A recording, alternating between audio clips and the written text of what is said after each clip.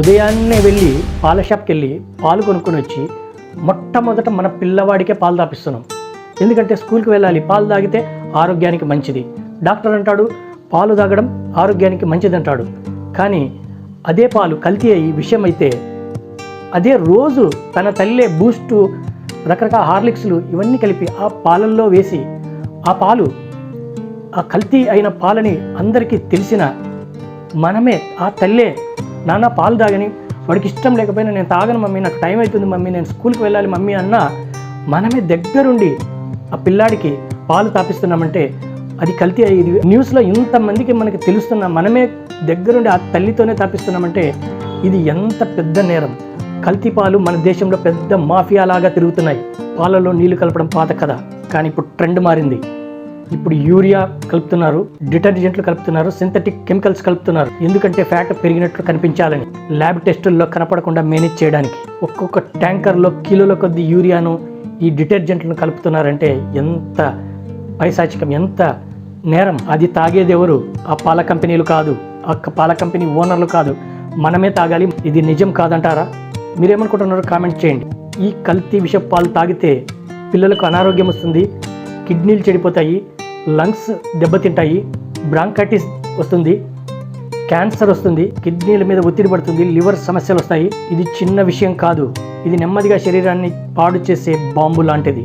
News ఒక రోజు వస్తుంది, రెండో రోజు వస్తుంది, మూడో రోజు అందరూ మర్చిపోయి ఎవరి పనులు వాళ్ళు చేసుకుంటూ అదే కల్తీ పాలు ప్యాకెట్లుగా తెచ్చుకొని అదే పనిగా మన పిల్లలకి ఇచ్చి తాపిస్తున్నాం. ఏమైతుందిలే అనే ఒక మైండ్తో అన్నీ తెలిసినా మనమే తాగుతున్నామంటే ఎంత పెద్ద దౌర్భాగ్యం.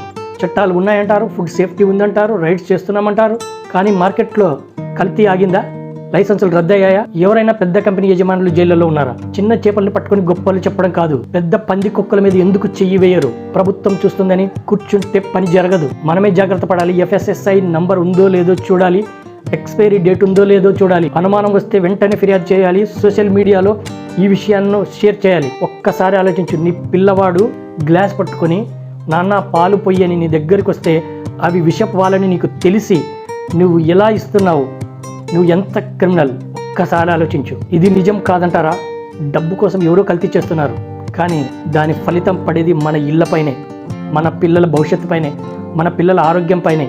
మీడియా గట్టిగా నిలబడాలి, ప్రజలు గట్టిగా బహిష్కరించాలి. ఉద్దేశపూర్వకంగా కల్తీ కలిపితే అది సాధారణ నేరం కాదు, అది అత్యాయత్నం, జీవితాలతో ఆడుకోవడం. భారీ జరిమానాలు వేయాలి, జైలు శిక్ష విధించాలి, లైసెన్సులను శాశ్వతంగా రద్దు చేయాలి. ఇలాంటి కఠిన చర్యలు తీసుకుంటేనే భయం వస్తుంది. ఇది సాధారణ విషయం కాదు.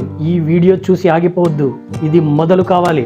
ఒక్కడు లేచి ప్రశ్నిస్తే 100 మంది ఆలోచిస్తారు, 1000 మంది చూస్తారు. ఇది పాల కథ కాదు, ఇది భవిష్యత్ నిజ కథ.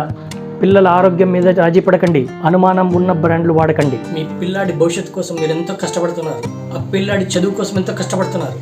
మరి ఆ పిల్లాడి ఆరోగ్యం కోసం ఎందుకు ఆలోచించడం లేదు? కల్తీ పాలు తాగితే విషం అవుతుంది, విషం పాలు తాగిన పిల్లాడికి అనారోగ్యం వస్తుంది అని మీకు అర్థం కాదా? మీకు చెప్తున్నానంటే అది ఎంత ప్రమాదమో మీరు అబ్జర్వ్ చేయండి. ఇంకా ఆలోచన చేస్తూ కూర్చున్నారంటే మీ పిల్లాడికి మీరే విషం ఇస్తున్నట్టే. ఇది నేరం కాదా?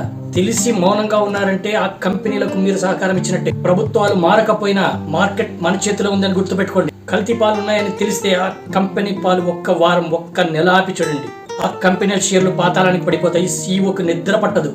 డబ్బు వాళ్ళకి భగవంతుడైతే కస్టమర్లు వాళ్ళకి శ్వాస. అదే మన శక్తి. ఎవరెవరు కల్తీ పాలు చేస్తున్నారో వాళ్ళంతా ప్యూర్ పాలు చేసే స్థితికి ఎదుగుతారు. అది మీరు మారి మీరు ప్రశ్నిస్తేనే. పైరసీ సినిమాలు చూస్తే ఎవరి ప్రాణాలకి ప్రమాదం కాదు, కానీ కల్తీ పాలు తాగితే ఒక చిన్నారి ప్రాణానికే ప్రమాదం. కానీ పైరసీ గురించి మాట్లాడినంత పెద్దగా ఎందుకు ఈ కల్తీ పాల గురించి మాట్లాడడం లేదు? ఎందుకు ఈ నిశ్శబ్దం? ప్రజలు ఒక ప్రశ్న అడగాలి. మన ఆరోగ్యంతో ఆటలాడితే ఎందుకు కఠిన చర్యలు ఉండకూడదు? ఎందుకు నిబంధనలు కఠినంగా అమలు కావు? ఇది భయమా లేక నిర్లక్ష్యమా? ఆహారం విషయమైతే అది కేవలం వ్యాపారం కాదు, అది ప్రాణాలకే హాని. మనం మౌనంగా ఉన్నన్ని రోజులు వాళ్ళ ఆటలు కొనసాగుతూనే ఉంటాయి. పిల్లల ఆరోగ్యం, పిల్లల ప్రాణాలు వారి లాభాల కన్నా చిన్నవా? ప్రాణం కంటే డబ్బు పెద్దదా? ప్రశ్నించడం తప్పు కాదు, సత్యం అడగడం తప్పు కాదు, కానీ అవగాహన పెంచుకోండి, నిర్లక్ష్యాన్ని వీడండి, నాణ్యత పరీక్షలు కోరండి, ప్రభుత్వాన్ని, అధికారులను బాధ్యత గుర్తు చేయండి. సురక్షిత ఆహారం ప్రతి పౌరుని హక్కు. సినిమా పైరసీపై పోరాటం చేస్తే మన ఆరోగ్యాలపై ఎందుకు పోరాటాలు చేయడం లేదు? మన పిల్లల భవిష్యత్తు మన చేతుల్లోనే ఉందని గుర్తుపెట్టుకోండి. కల్తీ పాలు కాదు, సురక్షిత ఆహారం కావాలి.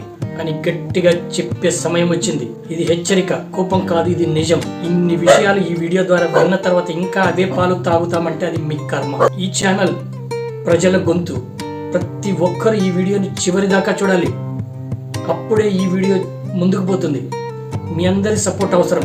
వీరా ఛానల్ వాయిస్ ఆఫ్ పబ్లిక్ ను ప్రతి ఒక్కరు చూసి ఈ ఛానల్ ను కొత్త వారు ఎవరైనా సబ్స్క్రైబ్ చేయకుంటే చేయండి.